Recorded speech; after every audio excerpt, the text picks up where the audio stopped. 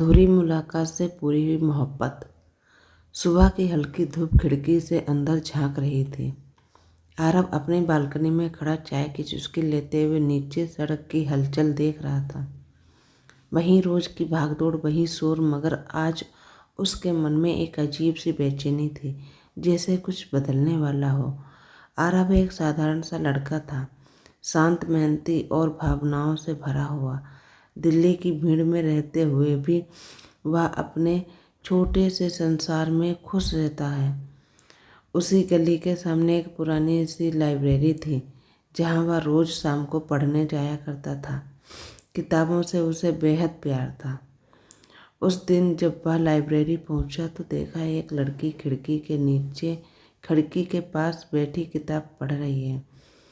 उसके खुले बाल, शांत चेहरा और ध्यान में डूबी आंखें। आरव पल भर में ठहर गया।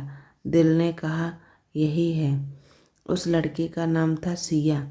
सिया शहर में नई थी, अपने सपनों को पूरा करने आई थी। लेखिका बनने का सपना। किताबों से उसे भी बेहद लगाव था। वहाँ हर शाम उसी लाइब्रेरी में आकर लिखती पढ़ती थी। पहली मुलाकात बिना किसी बातचीत के ही हो गई। दोनों बस एक दूसरे को देख भर पाए, मगर उस नज़र ने दोनों के दिलों में हलचल मचा दी। अगले कई दिनों तक दोनों यूं ही एक दूसरे को चुपचाप देखते रहे। कभी हल्की मुस्कान, कभी नज़रें चुराना, यही उनकी बातचीत थी।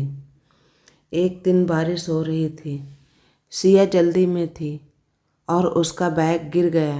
कागज इधर उधर बिखर गए। आरव दौड़कर उसकी मदद करने पहुंचा। थैंक यू, सिया ने हल्की मुस्कान के साथ कहा। कोई बात नहीं, आरव ने संकोच से जवाब दिया। वहीं से उनकी बातचीत शुरू हुई। धीरे धीरे दोस्ती हुई और दोस्ती कब मोहब्बत में बदल गई, उन्हें खुद पता नहीं चला। वे रोज साथ बैठकर पढ़ते, बातें करते, सपने साझा करते। सिया अपने लिखे हुए अधूरे किस्से आरव को सुनाती और आरव बड़े ध्यान से सुनता।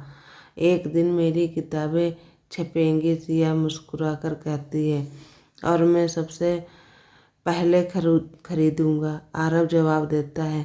दोनों के बीच अनकहा रिश्ता जुड़ गया था, मगर जिंदगी हमेशा आसान नहीं होती।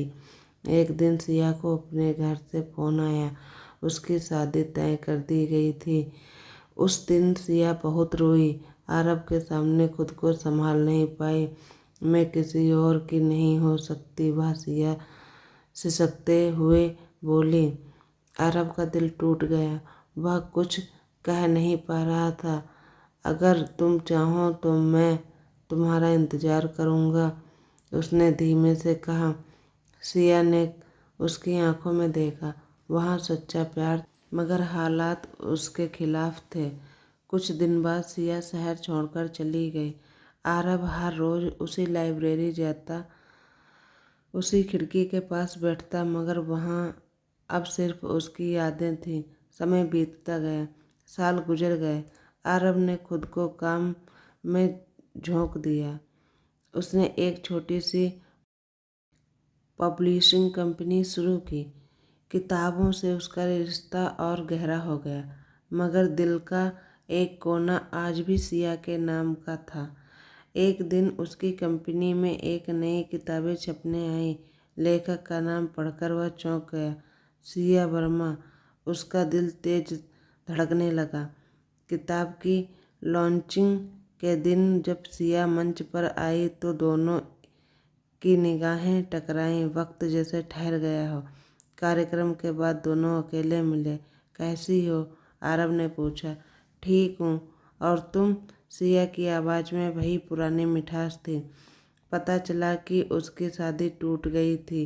उसने अपने सपनों को नहीं छोड़ा और लेखिका बन गई। तुम्हारा इंतज़ार आज भी ख़त्म नहीं हुआ, आरव ने धीमे से कहा। सिया की आंखों में आंसू आ गए। मैं हर रोज़ तुम्हें याद करती रही, उसने कहा।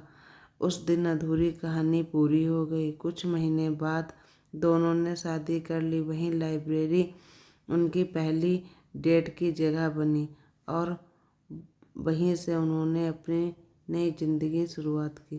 कभी कभी अधूरी मुलाकातें ही सबसे खूबसूरत कहानियाँ बना देती हैं, क्योंकि सच्चा प्यार वक्त, दूरी और हालात से हारता नहीं है, वह बस इंतज़ार करता है।